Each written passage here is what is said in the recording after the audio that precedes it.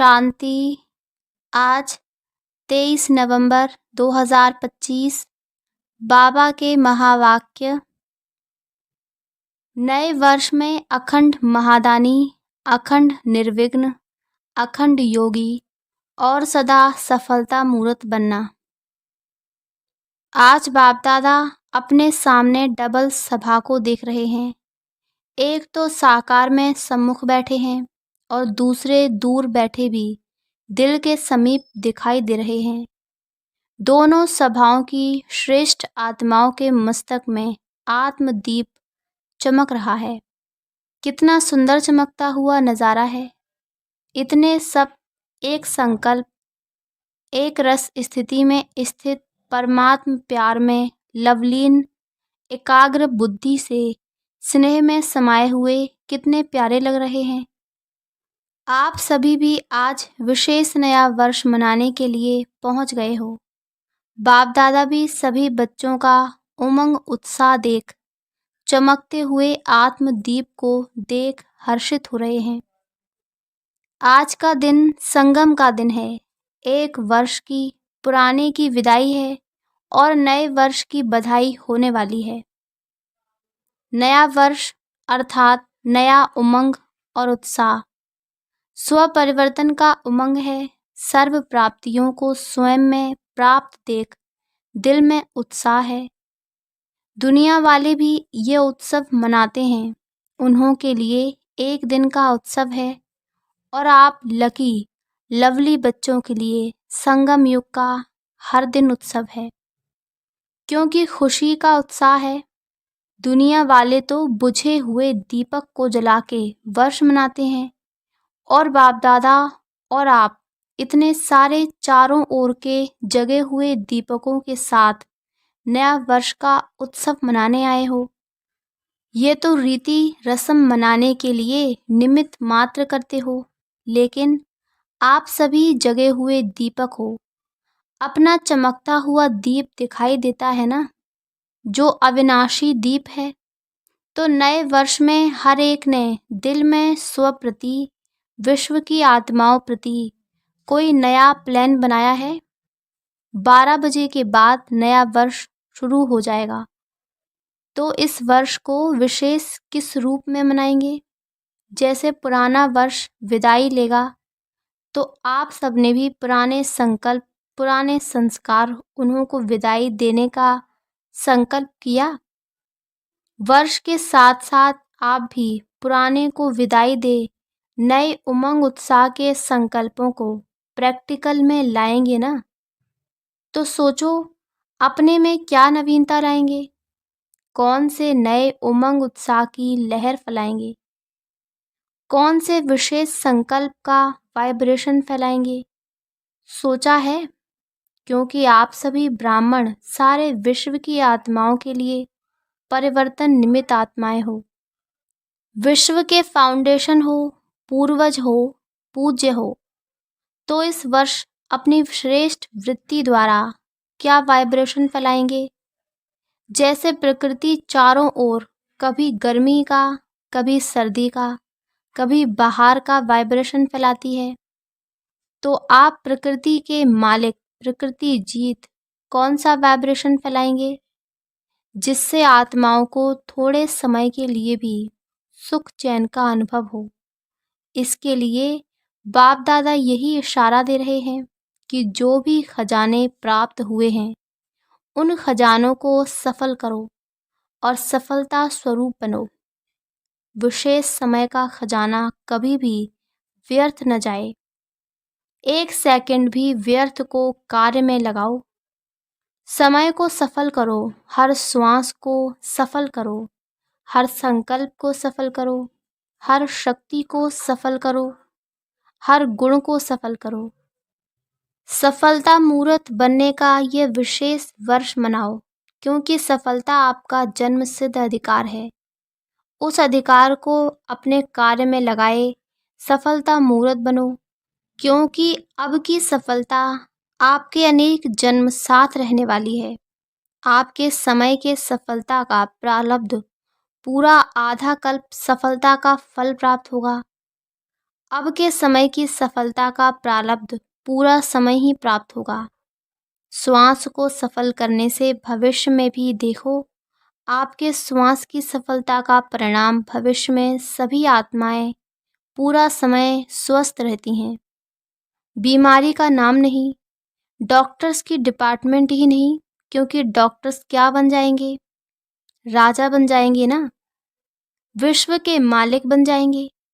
लेकिन इस समय आप श्वास सफल करते हो और सर्वात्माओं को स्वस्थ रहने का प्रारब्ध प्राप्त होता है। ऐसे ही ज्ञान का खजाना, उसके फलस्वरूप स्वर्ग में आपके अपने राज्य में इतने समझदार शक्तिवान बन जाते हो, जो वहाँ कोई वजीर से राय लेने की आवश्यकता नहीं। स्वयं ही समझदार शक्तिवान होते हैं, शक्तियों को सफल करते हैं। उसकी प्रारब्ध वहाँ सब शक्तियाँ, विशेष धर्म सत्ता, राज सत्ता, दोनों ही विशेष सत्ताएं वहाँ प्राप्त होंगी।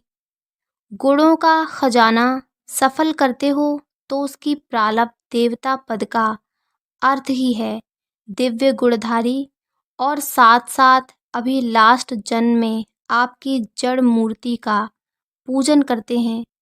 तो क्या महिमा करते हो, सर्वगुण संपन्न। तो इस समय की सफलता की प्रारब्ध स्वतः ही प्राप्त हो जाती है। इसलिए चेक करो, खजाने मिले, खजानों से संपन्न हुए हैं, लेकिन स्व प्रति व विश्व प्रति कितना सफल किया है? पुराने वर्ष को विदाई देंगे तो पुराने वर्ष में क्या जमा किया हुआ खजाना सफल किया, कितना किया, ये चेक करना। और आने वाले वर्ष में भी इन खजानों को व्यर्थ के बजाय सफल करना ही है। एक सेकंड भी और कोई खजाना भी व्यर्थ न जाए। पहले बताया है कि संगम समय का सेकंड सेकंड नहीं है, वर्ष के बराबर है। ऐसे नहीं समझना एक सेकंड एक मिनट ही तो गया, व्यर्थ जाना इसको ही अलबेलापन कहा जाता है। आप सबका लक्ष्य है कि ब्रह्मा बाप समान संपन्न और संपूर्ण बनना है। तो ब्रह्मा बाप ने सर्व खजाने आदि से अंतिम दिन तक सफल किया। इसका प्रत्यक्ष प्रमाण देखा, संपूर्ण फरिश्ता बन गया। अपनी प्यारी दादी को भी देखा, सफल किया, और औरों को भी सफल करने का सदा उमंग उत्साह बढ़ाया। तो ड्रामा अनुसार विशेष विश्व सेवा के अलौकिक पाठ के निमित्त बनी। तो इस वर्ष कल से हर दिन अपना चार्ट रखना, सफलता और व्यर्थ क्या हुआ, कितना हुआ। अमृत वेले ही दृढ़ संकल्प करना, स्मृति स्वरूप बनना कि सफलता मेरा जन्म सिद्ध अधिकार है, सफलता मेरे गले का हार है, सफलता स्वरूप ही समान बनना है। ब्रह्मा बाप से प्यार है ना, तो ब्रह्मा बाप का सबसे ज्यादा प्यार किससे था जानते हो?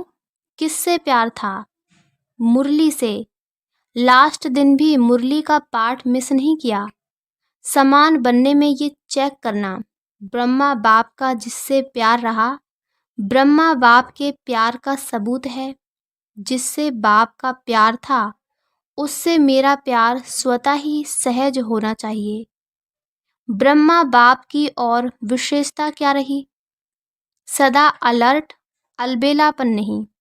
लास्ट दिन भी कितना अलर्ट रूप में अपने सेवा का पार्ट बजाया। शरीर कमजोर होते भी कैसे अलर्ट होके आधार लेके नहीं बैठे और अलर्ट करके गए। 3 बातों का मंत्र देके गए, याद है ना सबको? तो जितना अलर्ट रहेंगे, फॉलो करेंगे, अलबेलापन खत्म होगा। अलबेलेपन के विशेष बोल बाप दादा बहुत सुनते रहते हैं, जानते हो ना?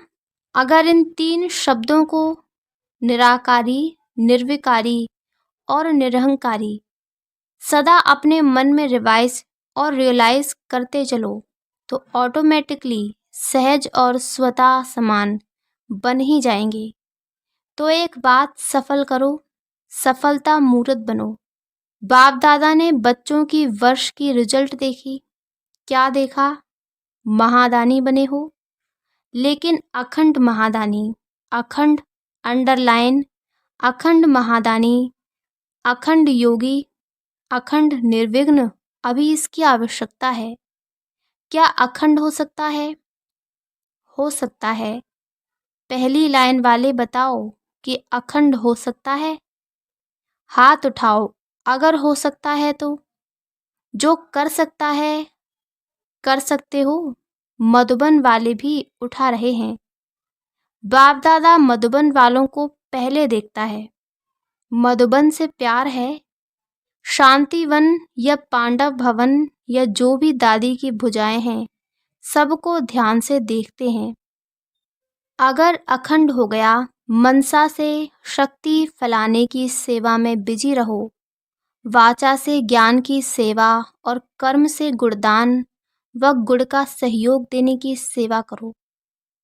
आजकल चाहे अज्ञानी आत्माएं हैं, चाहे ब्राह्मण आत्माएं हैं, सभी को गुण का दान, गुणों का सहयोग देना आवश्यक है।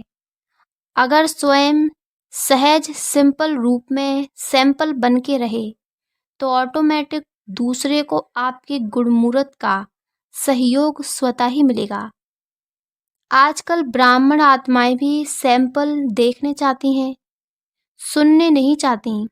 आपस में भी क्या कहते हो, कौन बना है? तो प्रत्यक्ष रूप में गुणमूर्त देखने चाहते हैं। तो कर्म से विशेष गुणों का सहयोग, गुणों का दान देने की आवश्यकता है। सुनने कोई नहीं चाहता, देखने चाहता है। तो अभी ये विशेष ध्यान में रखना कि मुझे ज्ञान से, वाचा से तो सेवा करते ही रहते हो और करते ही रहना है, छोड़ना नहीं है। लेकिन अभी मनसा और कर्म, मनसा द्वारा वाइब्रेशन फैलाओ, सकाश फैलाओ। वाइब्रेशन व सकाश दूर बैठे भी पहुंचा सकते हो। शुभ भावना, शुभ कामना द्वारा किसी भी आत्मा को मनसा सेवा द्वारा वाइब्रेशन व सकाश दे सकते हो। तो अभी इस वर्ष एक मनसा शक्तियों का वाइब्रेशन शक्तियों द्वारा सकाश और कर्म द्वारा गुण का सहयोग व ज्ञानी आत्माओं को गुणदान दो। नए वर्ष में गिफ्ट भी देते हो ना, तो इस वर्ष स्वयं गुणमूर्त बन गुणों की गिफ्ट देना।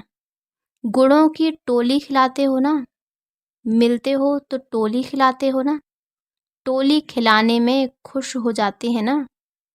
कोई आत्माएं भागंती भी टोली को याद करते हैं और बातें भूल जाते हैं, लेकिन टोली याद आती है। तो इस वर्ष कौन सी टोली खिलाएंगे? गुणों की टोली खिलाना, गुणों की पिकनिक करना, क्योंकि बाप समान समय की समीपता प्रमाण और दादी के इशारे प्रमाण समय की संपन्नता अचानक कभी भी होना असंभव है। इसीलिए बाप समान बनना है व दादी को प्यार का रिटर्न देना है। तो जो आवश्यकता है मनसा और कर्म द्वारा सहयोगी बनने की, कोई कैसा भी है यह नहीं सोचो।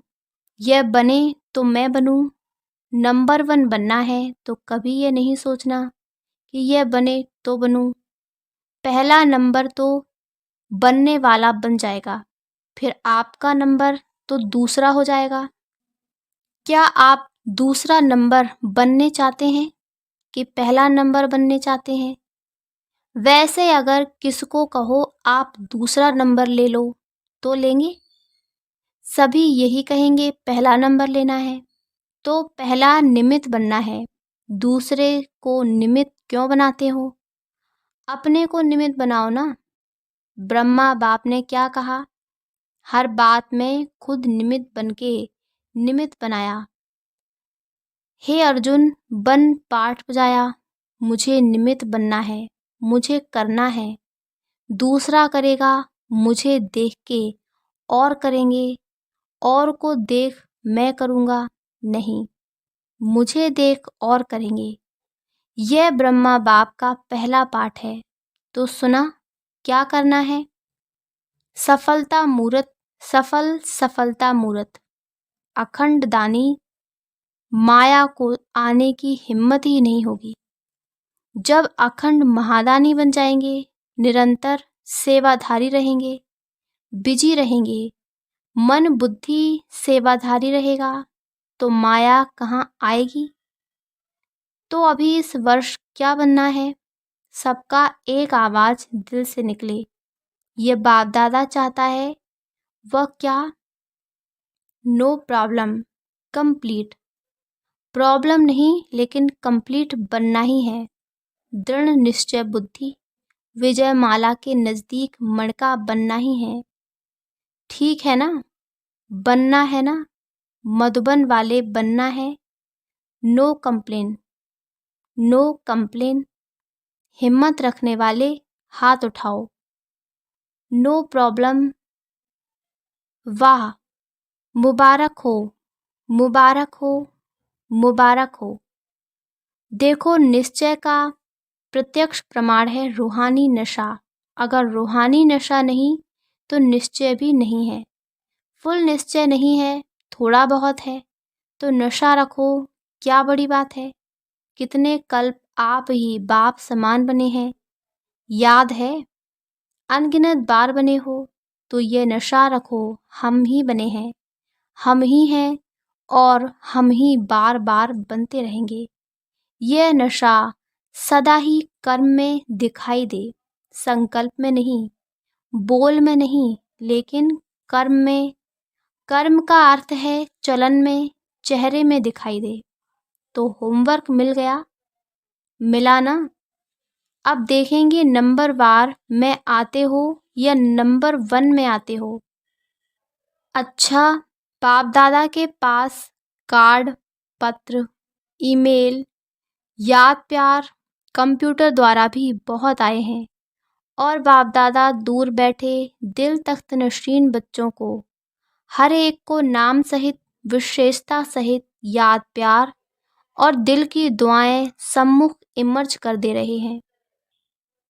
बाप दादा जानते हैं कि प्यार तो सबको रहता ही है, और बाप दादा सदा अमृत वेले विशेष ब्राह्मण आत्माओं को याद प्यार का रिस्पॉन्स विशेष करता है।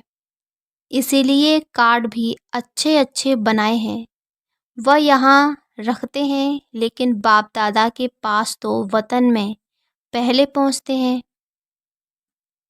अच्छा, चारों ओर के चमकते हुए आत्मदीप बच्चों को, सदा सफल करने वाले सफलता स्वरूप बच्चों को, सदा अखंड महादानी, अखंड निर्विघ्न, अखंड ज्ञान और योग युक्त, सदा एक ही समय में 3 सेवा करने वाले मनसा वाइब्रेशन द्वारा, वायुमंडल द्वारा, वाचा वाणी द्वारा, चलन और चेहरे व कर्म द्वारा, तीनों सेवा एक ही समय इकट्ठा हो, तब आपका प्रभाव अच्छा कहने वाले नहीं, लेकिन अच्छा बनने वालों के ऊपर पड़ेगा।